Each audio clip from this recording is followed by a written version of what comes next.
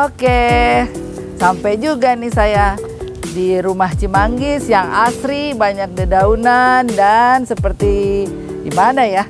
Mungkin seperti di Jogja atau juga kita bisa seperti di Sukabumi atau di Pangandaran. Oh enggak deh, Pangandaran daerah pantai, ini daerah gunung. Oke, Sobat Ernie Ero, kali ini saya udah lama nih nggak isi konten dan sekarang saya punya tim yang baru yang mungkin oke. Jadi kita mau mengisi tentang yang sederhana, tentang kehidupan dari kita lahir, kita berusaha, kita merit, perkawinan, mau perkawinan dini, perkawinan kedua, perkawinan ketiga, pokoknya tentang merit, dan kita juga membicarakan waris, yaitu kematian bila kita dijemput Allah. Oke, tanpa panjang lebar, kita akan jumpai di link saya, terang tring terang, kum terang, hukum jadi terang, blas blas blas, hum blas, hukum jadi jelas.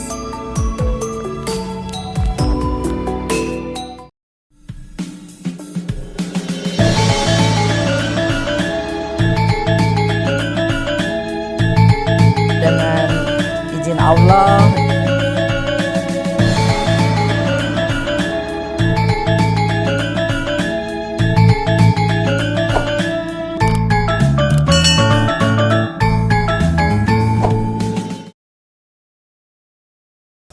ya, kali ini di channel saya Sobat Ernie Ero akan membahas yang santai sesuai kehidupan manusia, bahwa kita ini lahir ke dunia dengan izin Allah, dan kedua kita berusaha, kemudian ada yang memutuskan pernikahan dan usaha, kemudian langsung lagi kita jemput ajal kematian.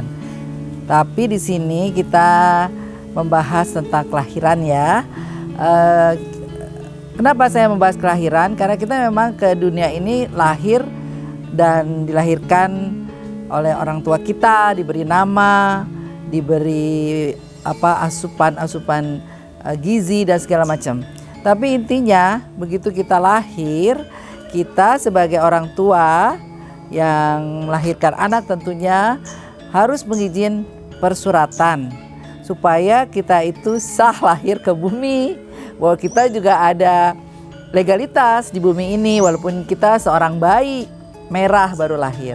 Jadi waktu bayi lahir kita sebagai orang tua mengurus surat dari rumah sakit bahwa kita dilahirkan dan ada nama, jenis kelamin, panjang ukuran bayi kita, dan biasanya disantumkan dokter yang melahirkan. Bila belum ada nama, kemudian bisa dikumpulkan, dan jangan lupa kita membawa surat pengantar dari RT RW, fotokopi KTP orang tua, bapak dan ibu, fotokopi untuk menikahnya, segala macam ya. Nanti kita kalau kurang komplit bisa kita lihat di channel saya apa-apa saja. Tapi yang penting Sobat Ernie Ero, jangan lebih dari 60 hari. Kalau kita lebih dari 60 hari mengurusnya, nggak seperti biasa, yaitu kita harus ke pengadilan. Jadi banyaklah biaya yang keluar, kita harus ada saksi-saksi lagi. Itu namanya akte kelahiran atau akte kena lahir yang harus kita buktikan kelahiran seorang bayi itu ke bumi. Jadi intinya di sini saya hanya mau memberikan informasi kepada Bapak Ibu setelah melahirkan cepat mengurus. Batasnya 60 hari. Batasnya 60 hari dan kita urus ke Dukcapil setempat, tapi jangan lupa kita tinggal di mana. Di pengantar RT RW itu biasa ya, orang Indonesia selalu ada pengantar RT RW sebagai suatu jalinan birokrasi yang sudah terdahulu supaya kita ketahuan di mana kita berdomisili. Nah, setelah itu baru dikeluarkan akte kelahiran buat anak kita.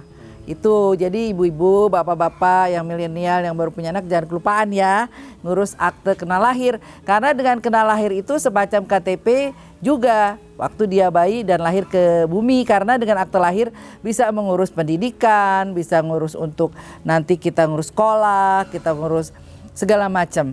Dan di situ tercantum nama orang tua kita, nama bapak dan ibu kita. Di sini saya tidak membahas kita apakah anak ini lahir dari seorang ibu saja, sementara bapaknya belum tahu, nggak ada. Saya cuma membahas yang kelahiran normal dari seorang ibu dan bapak dengan akte nikah dan sesuai dengan undang-undang perkawinan yang ada di Indonesia.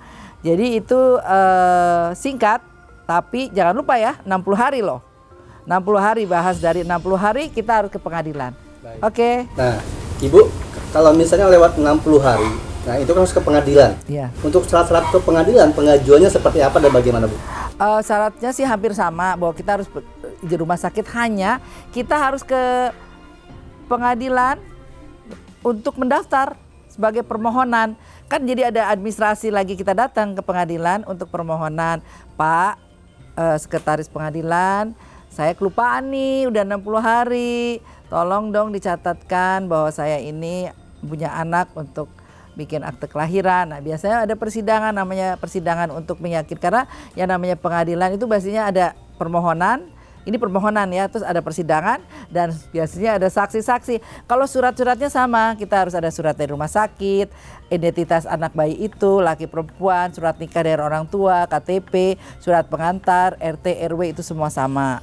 Cuman bedanya kita harus ke instansi lain, yaitu penegakan hukum di Indonesia kan ada di pengadilan. Dan pengadilan itu nanti yang mengeluarkan akte lahir, bukan dari Dukcapil, itu Pak.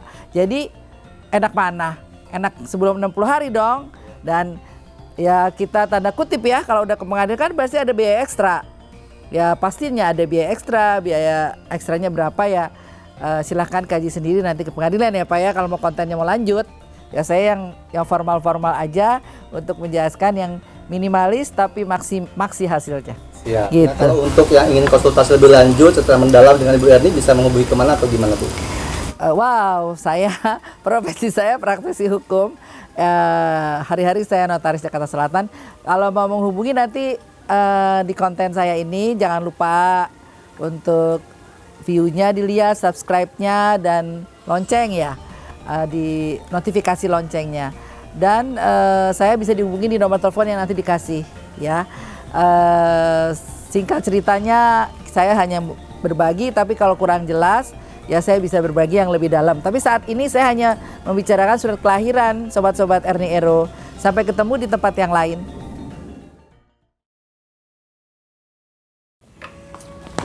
Hai, akhirnya selesai juga nih acara saya untuk konten hari ini tentang kelahiran dulu ya. Mudah-mudahan tadi berguna bahasannya, sederhana. Tapi nanti bisa hubungin saya di sini nih ya. Terus kita ketemu di channel berikutnya. Tapi jangan lupa stay positif, be happy. Dan ini masa COVID loh. Jaga prokes 5M. Udah tahu kan 5M di mana-mana. Yang pasti pakai masker. Jaga mencuci tangan. Jaga kerumunan.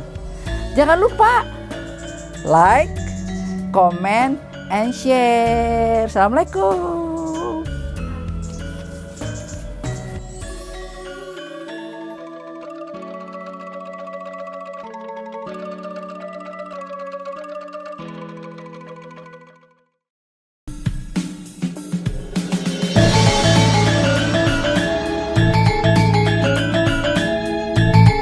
Dengan izin Allah,